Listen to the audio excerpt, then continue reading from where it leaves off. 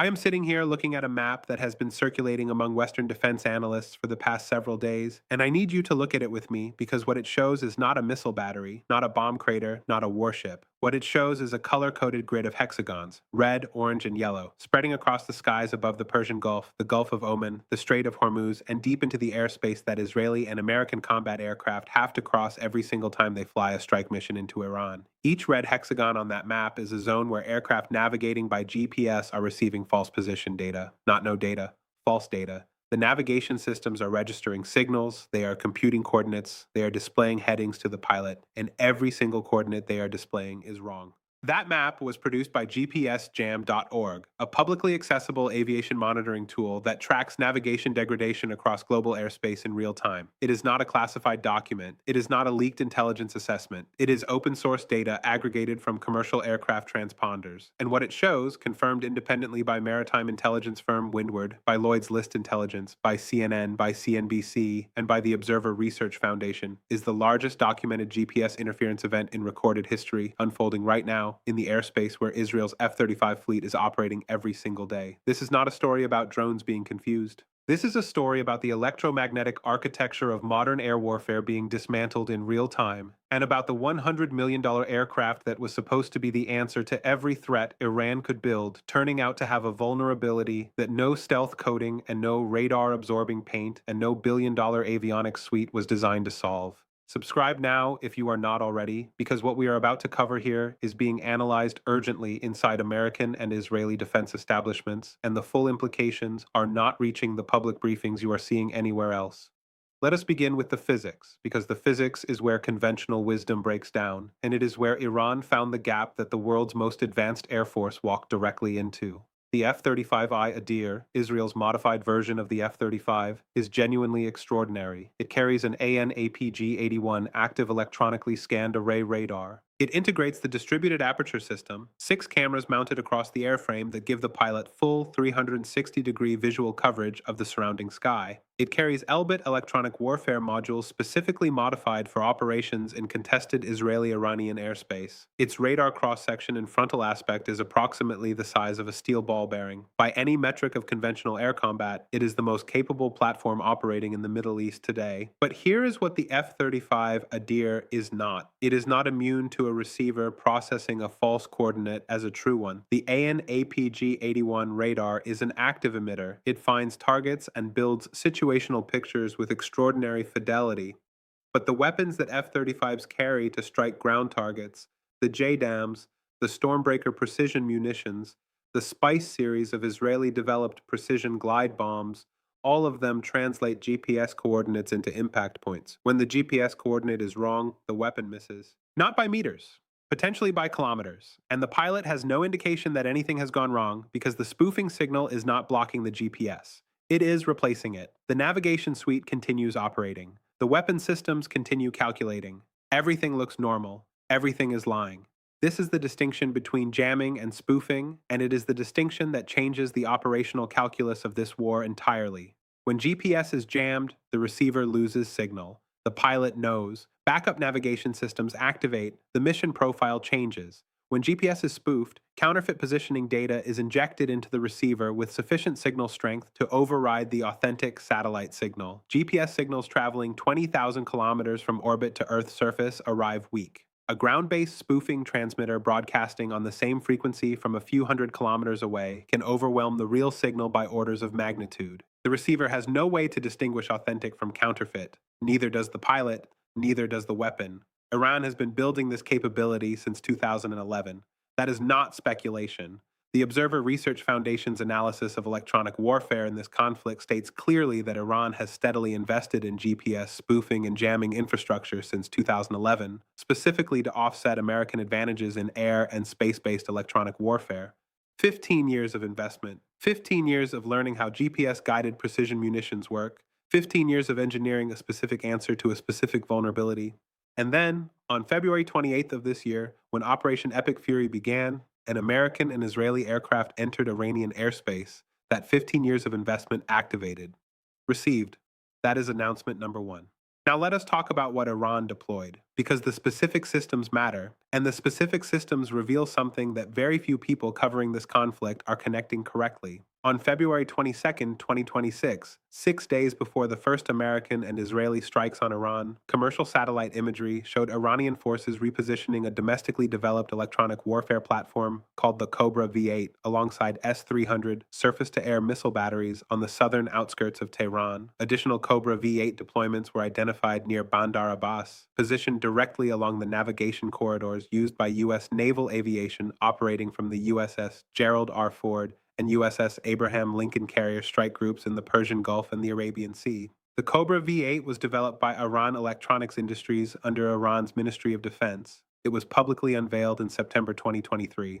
In external configuration and operating concept, it closely resembles the Russian 1RL-257E Krasuka 4, with converging design characteristics that, according to the Defense Security Asia analysis, suggest technology transfer, license production, or reverse engineering. Admiral Amir Rastagari of Iran Electronics Industries stated publicly that the system has, and I am using his words, disrupted foreign reconnaissance aircraft and built databases of enemy radar signatures, including those from stealth platforms like the F-35.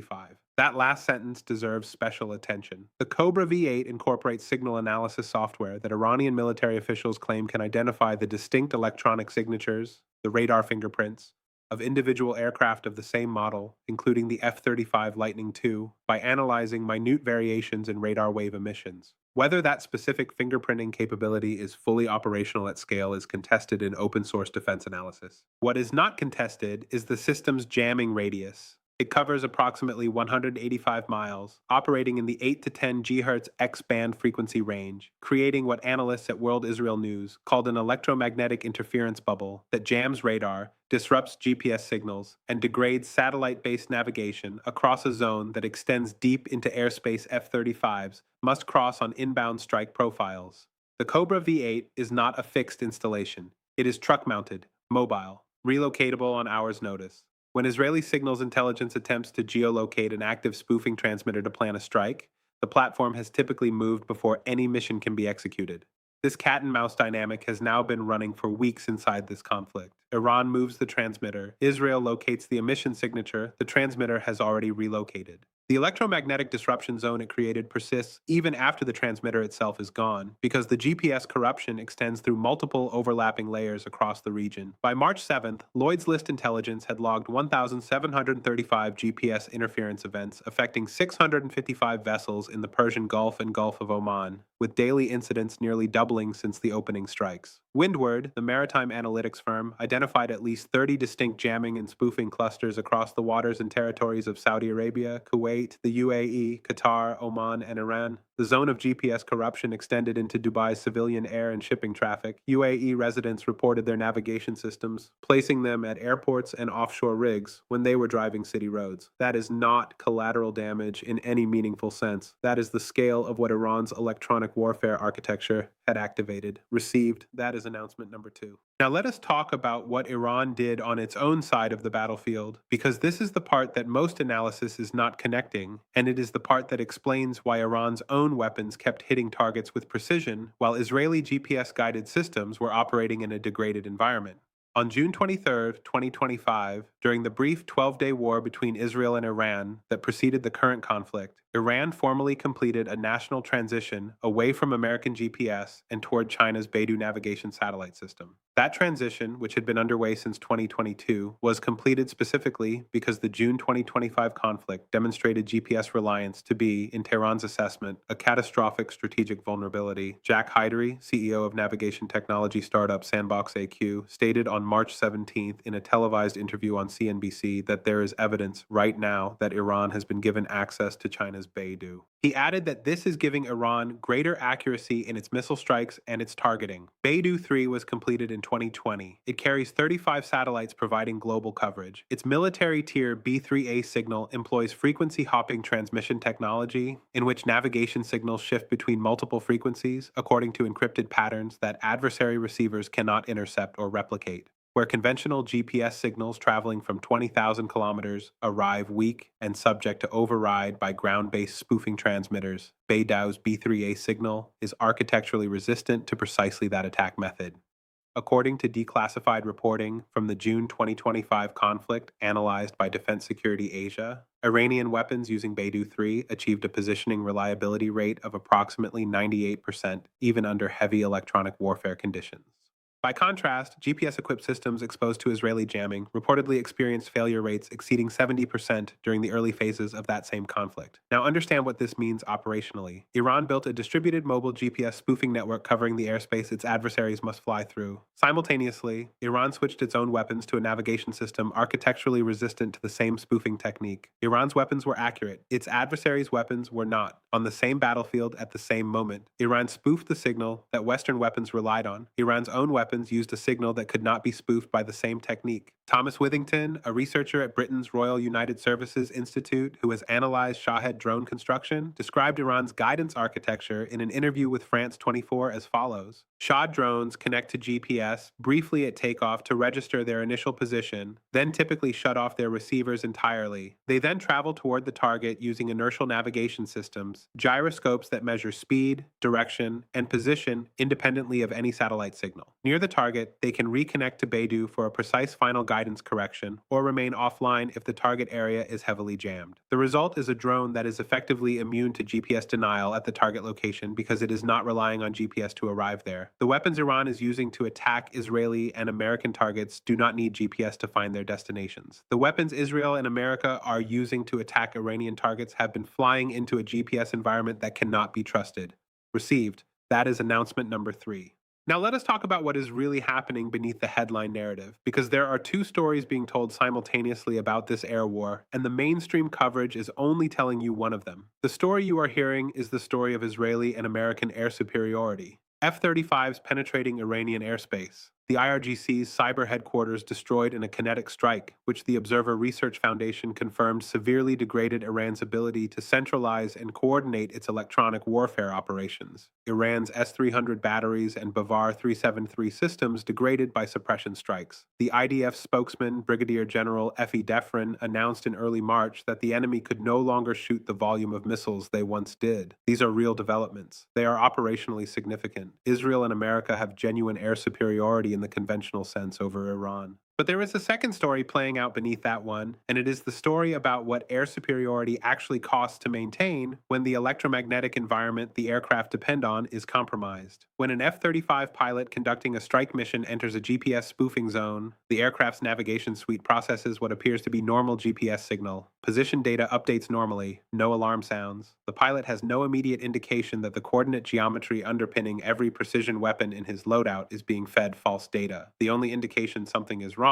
comes when the weapon impacts away from its intended target, or when post-mission analysis reveals the navigation log shows a flight path that does not match the pilot's recollection. The F-35I Adir carries Elbit electronic warfare systems specifically designed to counter threats in the Israeli-Iranian corridor. Those systems are oriented toward radar warning, missile approach detection, and active jamming of enemy radar missions. They are not specifically designed to authenticate GPS signals, because until this conflict, GPS signal authentication was not considered the primary vulnerability that needed solving in that platform. Todd Humphreys, professor of aerospace engineering at the University of Texas at Austin, noted to AFP that aviation regulations require certified GPS receivers in aircraft to track only the GPS L1CA signal, the original civilian band, not BeiDou, not Galileo, not GLONASS. The GPS L1CA signal, which is the one that is easiest to overpower. So here is the operational picture as it stands. Iran's GPS spoofing network, built around mobile distributed platforms including Cobra V8 and Russian-derived jammers including the Murmansk BN system, has created persistent zones of navigation degradation across the airspace and sea lanes that U.S. and Israeli forces operate in.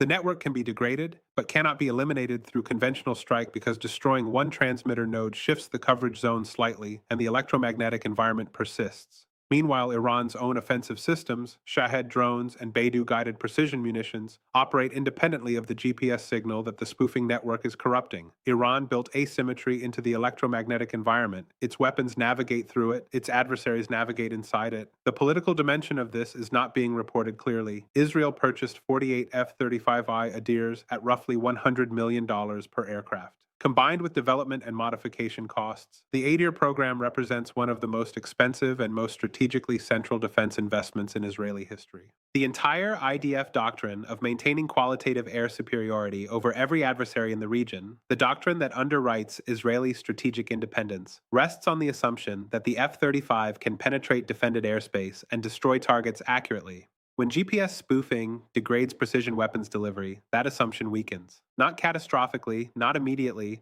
but structurally, incrementally, in ways that compound over a sustained air campaign. Now, here is the part that nobody in the mainstream analysis is saying out loud, but every serious defense ministry on Earth is now calculating.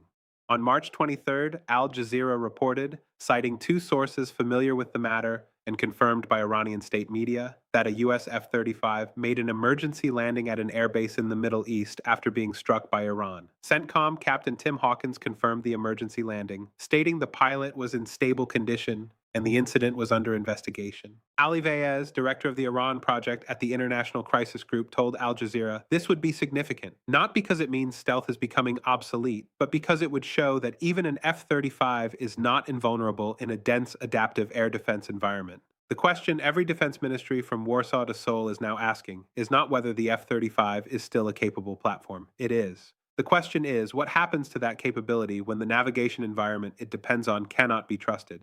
Poland operates F-35s. Finland operates F-35s. The Netherlands, Denmark, Norway, Belgium, Germany, Romania, 12 NATO nations and additional foreign military sales customers have bought or are buying F-35s premised on a specific set of operational assumptions. One of those assumptions is GPS navigation reliability in contested environments. What is being demonstrated in the skies above the Strait of Hormuz right now is that GPS reliability in a contested environment against an adversary that has specifically engineered a spoofing architecture for 15 years is not guaranteed.